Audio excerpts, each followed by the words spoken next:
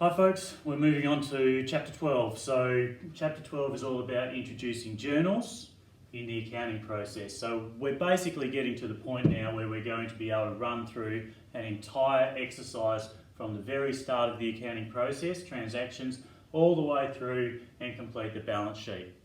You'll understand why we've done ledgers before we've done journals once we have a look at journals. So let's introduce journals as a little bit of a starting point, and then we'll move on to how we set the journals up and what goes into them and all that sort of stuff. But ultimately, journals is an important topic. However, not quite so important for our accounting course. There are several different types of journals: specific journals and then the general journal. So ultimately we have specific information that goes into specific journals. So an example of a specific journal is a cash receipts journal. So whenever you have transactions, any time you're receiving cash as a result of that transaction, it goes into the cash receipts journal. We also have things like the cash payments journal. So any time that we're making a payment as a result of a transaction, it goes into the cash payments journal. So that's all very well and good. So we've got specific journals, and we go through our transactions, we place them into those specific journals, and any transactions that don't go into the specific journal go into the general journal. So the whole point of actually having specific journals is it reduces the number of transactions that go into the ledger. So we've done our cash receipts journal, and ultimately what you can do is you add up the total of the cash receipts that goes into your cash at bank, and then all the other individual entries go into your individual ledger accounts. So that's the idea. For this course, however, we don't study specific journals at all. So pretty much if an entry doesn't go into a specific journal, it goes into the general journal. In this case, all entries go into the general journal for our particular course, as stated there. You'll remember me talking about the importance of being able to do a ledger, and then general journal becomes very simple as a result of having done ledgers. And that is because the general journal is basically the exact same information as what's going into the ledger, just in a slightly different format. So our rules, natural side rules, still apply. If something's increasing, it goes on its natural side, and if it's decreasing, it goes to the opposite side. So for a general journal, how we set it out, very simple. We've still got our left and our right hand side, our debit and our credit side, where the natural rules apply, and we only have our date and details. Details is where we put the name of the ledger account that's going to be used. So I think that we'll have a look at an example, and hopefully that can make some sense to you. Okay, here's our example that we're going to look at. We've got a couple of different transactions of which we'll go through and show you how you put it into the ledger, just as a little bit of a reminder, and then we'll show you how it goes into the general journal. And you'll see that if you know how to do it in the ledger, placing it into the general journal is super simple. So, transaction 1. On May the 1st, he only contributed $10,000. So, what have we gained? Cash at bank, which is an asset increasing, so it goes on its natural side, the debit side, of $10,000.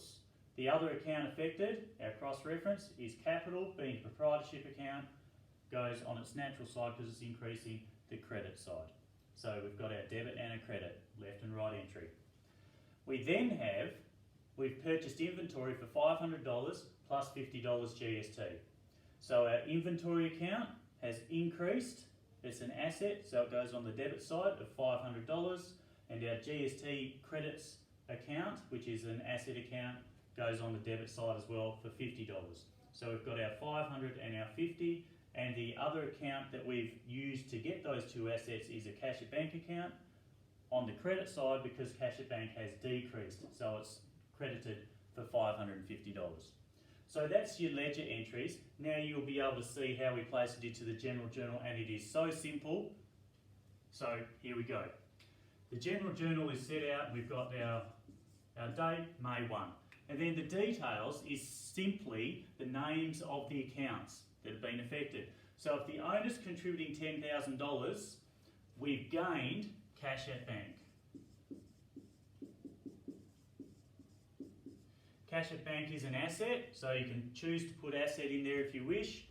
And we debited the account $10,000. The other account affected was capital on the credit side.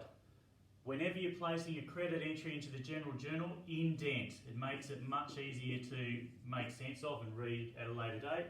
So capital credited $10,000. So you can see that's exactly the same information that we just placed into the ledgers in a slightly different format. To finish off the general journal entry, all you need to do is you write what's known as a narration. It is simply a description of what's occurred with that transaction. You can't really write the wrong thing so long as you're summarising the transaction. So, owner contributed cash. You rule a line across the bottom, and that's the end of your general journal entry. So then we can do the next entry. With the general journal, you always place the debit entries first and then the credit entries, and as I said, the credit entries are indented.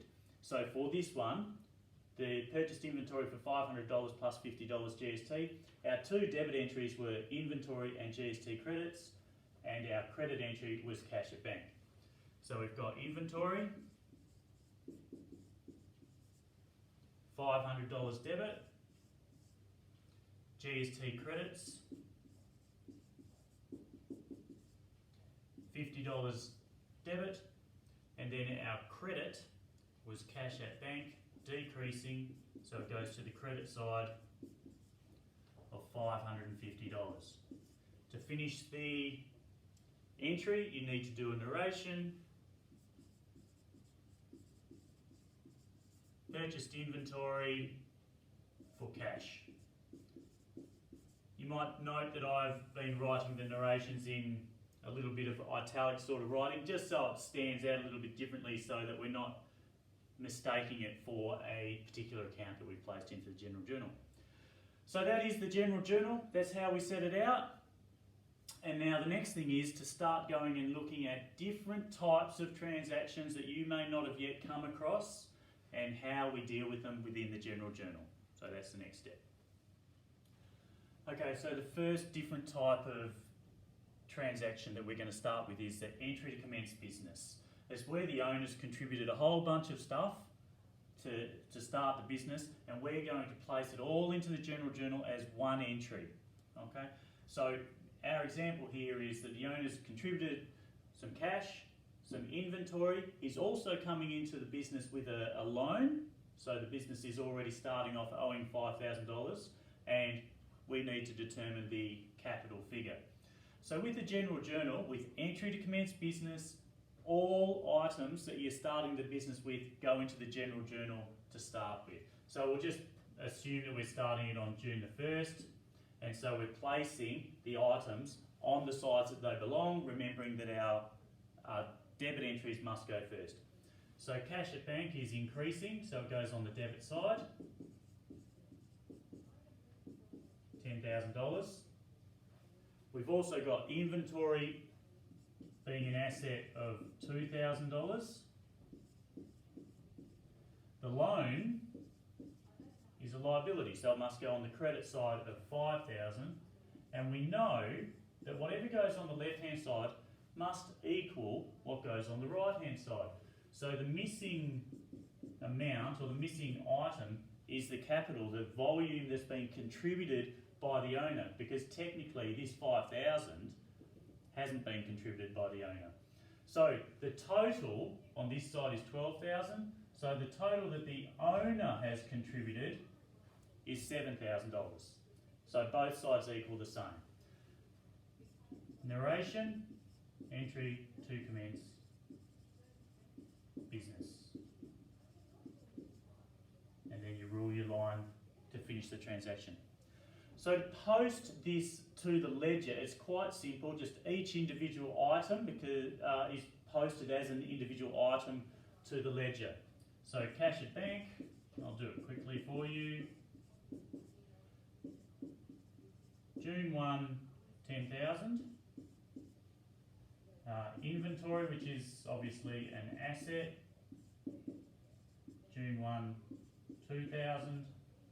Our loan is a liability, so it goes on this side.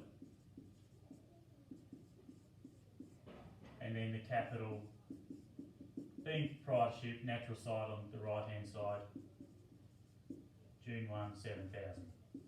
So the cross-referencing, obviously you would normally use the entire width of the page to put in your ledger entry, so there's much more room for the cross-referencing, but the same rule applies, that you are placing, if you put a debit entry here, you're looking for the accounts that you put on the credit side. So if we've got room, you write the names in. So here, I would write loan and capital because they were the entries that were placed on the other side. So loan / capital. Same with here, loan / capital. When we're doing the cross references for here, we would be putting those entries on the other side. So cash at bank / inventory. For entry to commence business, you quite often have a number of entries. You may have more assets than just cash at bank and inventory. So you are allowed to, for just entry to commence business, write assets. Because there's no way that you could write cash at bank / inventory / motor vehicle / whatever else you've contributed as well. So there you go, that's entry to commence business. Good luck. Okay, the next two types of transactions are pretty straightforward and you should be roughly familiar with them anyway, so I'll just go through them quickly. The first one is purchase of non-current asset on credit. So we're simply buying an asset with GST or without, depending on the situation, and we're buying it on credit, so we basically are going to owe someone some money. So, general journal, straight away, on June 3, our entry is that we've purchased a motor vehicle on credit for $8,000 plus $800 GST from Go Motors. So it's on credit. So our debit entries are we've gained a motor vehicle, which is an asset, so it goes on the debit side of 8,000. We've got GST credits, which is an asset going on the debit side of 800. And we purchased it on credit. So we've now got a creditor, Go Motors, for $8,800. Purchased motor vehicle on credit. So end of that. I'll post it to the ledger in a moment. I'll deal with the other transaction now. So the other one is drawings. You all know that drawings is where the owner has taken something out of the business. So in effect, it's the opposite of capital. So thinking about it, normally if capital is increasing, it goes on the credit side. In this case, it's decreasing, so it goes over to the other side. Its natural side for drawings is the debit side. So we've got drawings, and they've taken $100 out, or $100 worth of inventory out of the business. So the owner's taken $100 worth out of the business. The other account is inventory, which is an asset, but it's decreasing because it's been taken out of the business. So $100.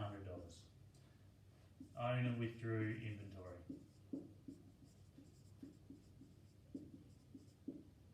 Done. So there's your general journal entries, and to post it to the ledger, I'm just going to abbreviate so you're not spending all day watching me.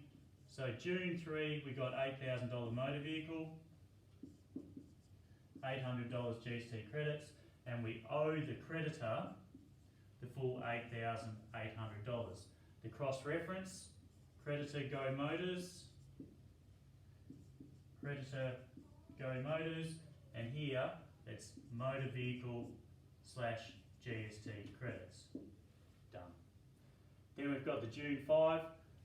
The owner's taken $100 of something out of the business, and inventory is that something, so it's decreasing $100. Cross-reference there is drawings. Cross-reference here is inventory. Done. So that's your next two types of transactions covered.